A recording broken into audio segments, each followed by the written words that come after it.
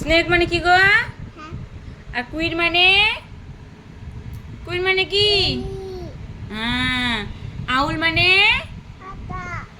Deer মানে? Elephant মানে? Umbrella মানে? আমব্রেলা মানে কি? হ্যাঁ। ফিশ ফিশ মানে? ফ্রগ মানে? হ্যামার মানে? গড মানে? প্যারট মানে?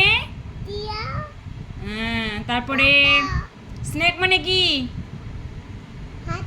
স্নেক মানে কি গো বাবা?